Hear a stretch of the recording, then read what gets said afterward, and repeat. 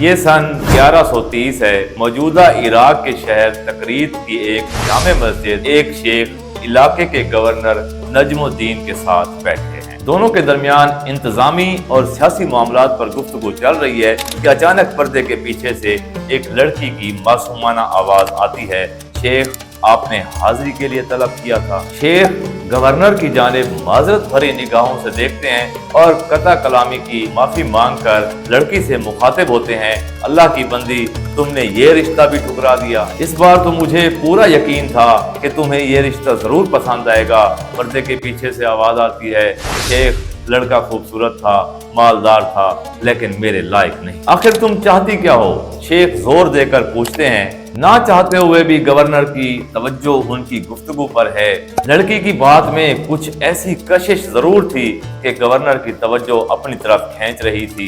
Governor کو کچھ عرصہ پہلے اپنے بھائی اسد الدین سے ہونے والی بات چیت یاد آ رہی تھی۔ وہ سوچ رہے تھے کہ لڑکی کو بھی وہی مشکلات درپیش ہیں جو کہ اسے خود ہیں۔ بھائی گورنر کو 2-3 سال سے مسلسل شادی کے لیے اصرار کر رہا تھا، لیکن گورنر کو کوئی رشتہ پسند ہی نہیں آ رہا۔ یہاں تک کہ سلجوقی خاندان کے رشتے بھی گورنر کے معیار پر پورے نہیں اترے تھے۔ آخری بار جب ان دونوں بھائیوں کی آپس میں بات چیت ہوئی تو صاف صاف گورنر نجم الدین نے اپنے بھائی سے کہہ دیا، بھائی مجھے ایسی لڑکی چاہیے جو نیک ہو، اس سے میرا بیٹا پیدا ہو، وہ اس کی تربیت کرے، وہ سپہ سالار بنے اور بیت المقدس کو آزاد کرائے، اور جب میں جنت میں داخل ہونے لگوں تو وہ میرا ہاتھ تھامے ہوئے ہو۔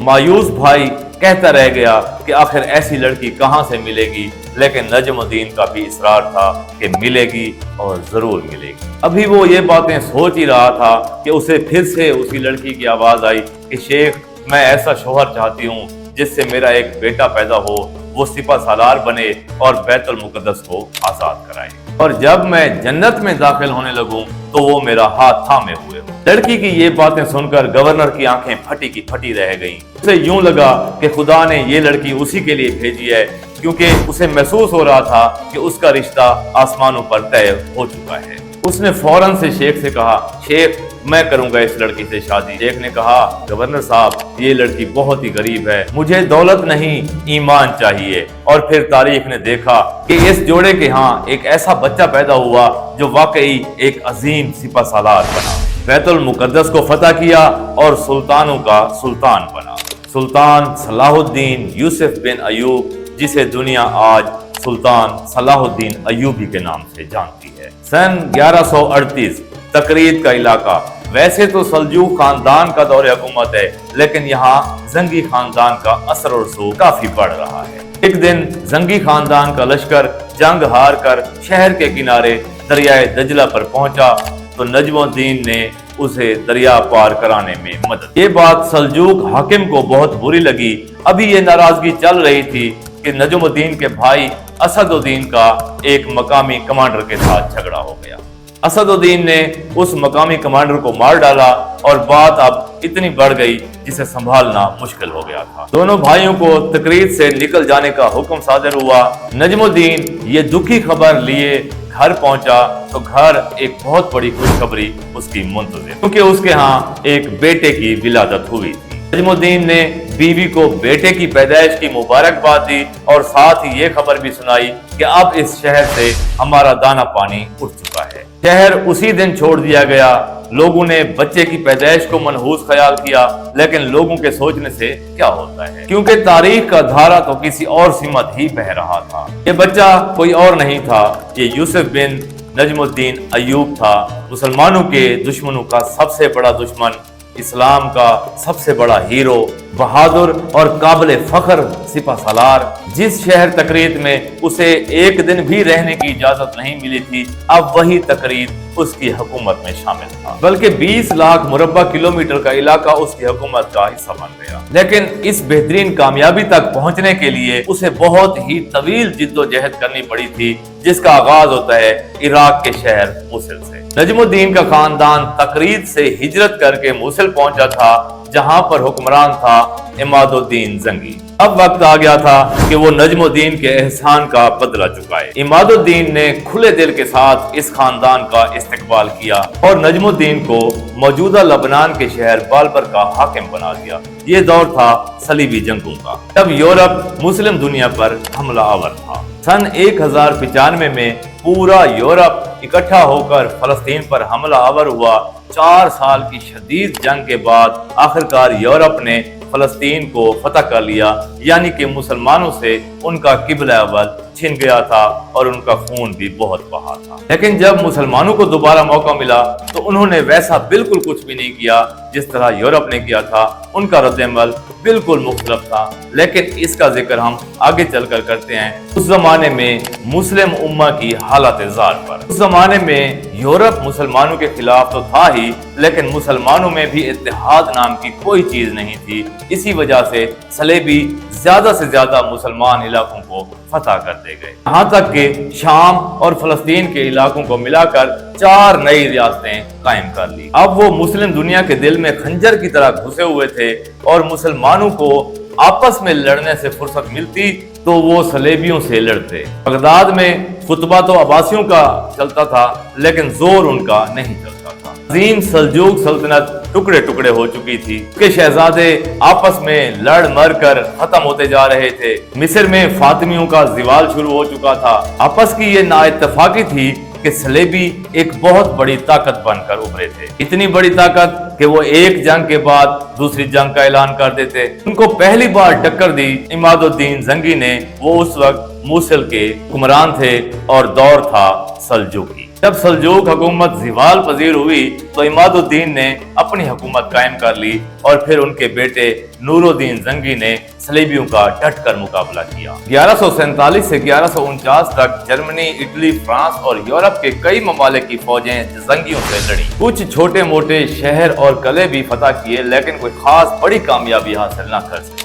دمشق کا بھی کئی روز تک محاصرہ کیا، لیکن اندر داخل نہ ہو سکے اور ناکام ہوئے۔ یہ شہر بھی نور الدین زنگی کو مل گیا اور اس نے ایوب کے والد نجم الدین کو یہ شہر دے دیا، یعنی اس شہر کا حاکم بنا دیا۔ اس دور میں یوسف اپنی دینی اور دنیاوی تعلیم کے ساتھ ساتھ گھوڑ سواری، نیزہ بازی اور شمشیر زنی کی تربیت حاصل کر رہے تھے، اور یوسف کی تربیت کے بارے میں اس کے والد کی نسبت اس کے چچا اسد الدین کو زیادہ فکر تھی، کیونکہ وہ خود نور الدین زنگی کی فوج میں کمانڈر تھے اور وہ جانتے تھے کہ ایک اچھا سپاہی کیسے بنا جاتا ہے۔ پھر وہ وقت جلد ہی آ گیا۔ یہ وہ زمانہ تھا جب مصر میں فاطمی حکومت اپنی آخری سانسیں لے رہی تھی اور وہاں کا ایک طاقتور وزیر اپنی ہی حکومت کے خلاف بغاوت پر اتر آیا تھا۔ اب نور الدین زنگی نے اسد الدین کو یہ حکم دیا کہ مصر جائیں اور اس بغاوت کا کلا کما کریں۔ اب چچا کو بھتیجے کی جنگی صلاحیتوں کو آزمانے کا موقع مل گیا تھا۔ انہوں نے یوسف کو ساتھ لیا اور مصر روانہ ہو گئے۔ ہاں، یوسف نے بہادری کے وہ کارنامے دکھائے کہ خود چچا کو بھی یقین نہ آئے۔ وہ ایک اچھے اور منجھے ہوئے تجربہ کار جرنیل کی طرح اپنے چچا کو بھی جنگی مشورے دینے لگا، اور پھر دنیا نے دیکھا کہ چچا کہیں پیچھے رہ گیا اور بھتیجا بہت آگے نکل گیا۔ اب مصر میں کسی کے نام کا ڈنکا بج رہا تھا تو وہ یہی تھا، یعنی یہاں اس کو ایک نیا نام بھی ملا، ناصر یوسف، یعنی فتح دینے والا یوسف۔ تب فاطمی بادشاہ نے یوسف کو اپنے دربار میں اپنا وزیر مقرر کر دیا، لیکن ستمبر 1171 میں اس آخری فاطمی بادشاہ کا بھی انتقال ہو گیا۔ اب پورے مصر میں کس کا راج تھا؟ یوسف بن نجم الدین ایوب کا۔ یہاں پر 12ویں صدی کے یوسف کو ایک اور لقب ملا، صلاح الدین ایوبی کا۔ وہ خود کہتے ہیں کہ جب اللہ پاک نے مجھے مصر عطا کر دیا تھا تو مجھے امید ہو گئی تھی کہ اللہ پاک فلسطین بھی دیں گے۔ نور الدین زنگی نے صلاح الدین کو واپس دمشق آنے کا حکم دیا، لیکن یہاں پر صلاح الدین ایوبی نے واپس آنے سے انکار کر دیا۔ اور پھر وہ وقت بھی آیا جب نور الدین زنگی نے مصر پر چڑھائی کرنے کا فیصلہ کر لیا۔ اس سے پہلے کہ وہ کچھ کرتا، تاریخ نے ایک نیا موڑ لے لیا، یعنی نور الدین زنگی کا انتقال ہو گیا، اور اس کے انتقال کے بعد اس کے 12 سالہ بیٹے کو سلطان بنایا گیا، یعنی اب دمشق کا حاکم نور الدین زنگی کا 12 سالہ بیٹا ہی تھا۔ یہیں پر ایک خاتون کے فیصلے نے تاریخ کا دھارا پلٹا۔ وہ خاتون کون تھی؟ نور الدین زنگی کی بیوہ۔ انہوں نے صلاح الدین ایوبی کو خط لکھا کہ وہ آ کر دمشق پر قبضہ کر لیں۔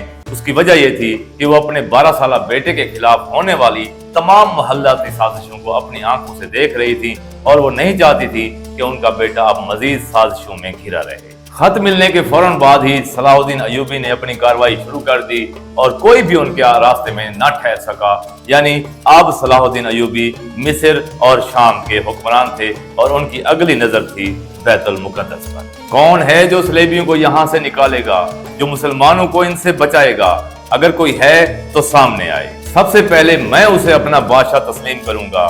वो वक्त जरूर आएगा जब मैं नूरुद्दीन जंगी का तैयार किया हुआ मिंबर मस्जिद अक्सा में अपने हाथों के साथ रखूंगा। बैतुल मुकद्दस की आजादी सिर्फ नूरुद्दीन जंगी का नहीं, मेरे माँ बाप का भी ख्वाब है। दुनिया की कोई ताकत मुझे अपने ख्वाब को पूरा करने से नहीं रोक सकती। ये थे सलाहुद्दीन अय्यूबी के वो अल्फाज जो उन्होंने दमिश्क में एक खुतबे के दरमियान कहे थे। लेकिन सलेबियों को हराना भी इतना ज्यादा आसान नहीं था। इसके लिए एक बहुत मजबूत ताकत और सबके इत्तेहाद की जरूरत थी। तो सलाहुद्दीन अय्यूबी ने सबको एक झंडे तले जमा करने का काम शुरू कर दिया। सन 1182 तक सिर्फ मिस्र और शाम नहीं, इराक और यमन भी अय्यूबी सल्तनत का हिस्सा बन चुके थे। हाजियों की तरफ से लूटमार की शिकायत अभी भी आ रही थी। रेन्योल इतना जालिम और मक्कार था कि वो काफिले लूटते वक्त औरतों और बच्चों पर भी रहम नहीं करता था और इसी वजह से उसका हौसला इतना बढ़ गया था कि वो अब मक्का और मदीना पर भी हमला करने की बातें कर रहा था। सलाहुद्दीन अय्यूबी का ज़ब्त जवाब दे चुका था। बीमारी से शिफा हासिल हुई, उठा और अपनी कसम पूरी करने के लिए आगे बढ़ा।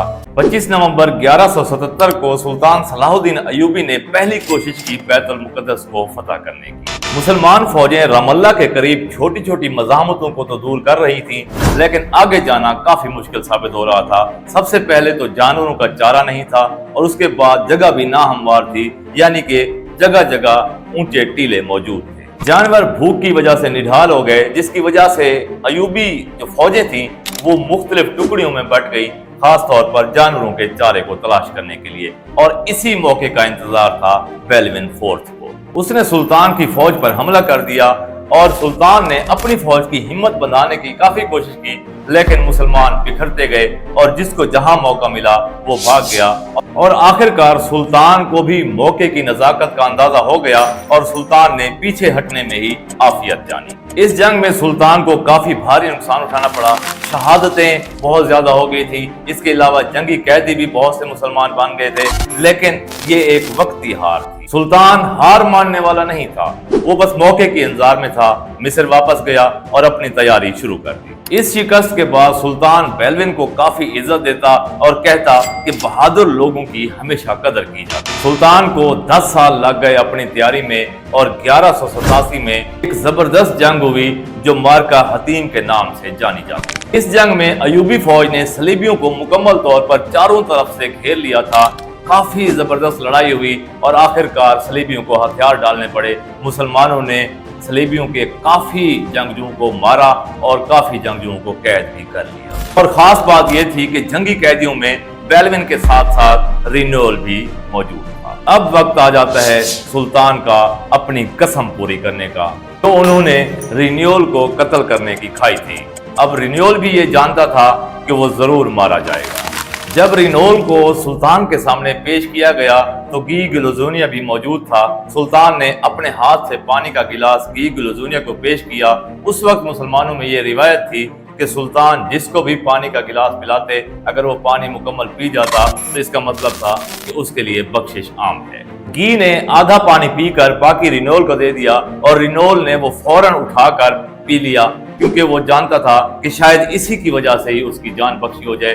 लेकिन सुल्तान फौरन उठ खड़ा हुआ और गी से मुखातिब हुआ कि मैंने पानी सिर्फ आपको पेश किया था, रेन्योल को नहीं, और रेन्योल का सर तन से जुदा कर दिया। अब सलेबियों की कमर टूट चुकी थी, यानी फलस्तीन मुकम्मल तौर पर अय्यूबी फौज के कब्जे में आ चुका।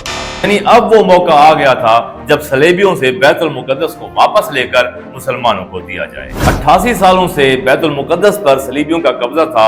सुल्तान ने मुकम्मल शहर को घेरे में ले लिया और यह आम ऐलान कर दिया कि अगर लोग यहाँ से वापस जाना चाहें तो आसानी से जा सकते हैं, उनकी जान बख्शी कर दी जाएगी और जिसने मज़ामत की उसको कत्ल कर दिया जाएगा। तो तकरीबन पूरा शहर ही सरेंडर कर गया। عیسائیوں کو اس وقت یہ ڈر تھا کہ جس طرح بیت المقدس کو حاصل کرنے کے لیے انہوں نے مسلمانوں کا قتل عام کیا تھا تو سلطان صلاح الدین ایوبی بھی ویسی خون ریزی یہاں پر کرے گا، لیکن تاریخ دانوں کے مطابق سلطان نے ان کی ہر بات کو غلط ثابت کر دیا اور ہر شخص سے فدیہ لینے کے بعد اسے عام معافی دے دی، اور تاریخ نے پھر یہ بھی دیکھا کہ اکثر لوگوں کا فدیہ خود سلطان صلاح الدین ایوبی اور ان کے بھائی سیف الدین نے ادا کر دیا۔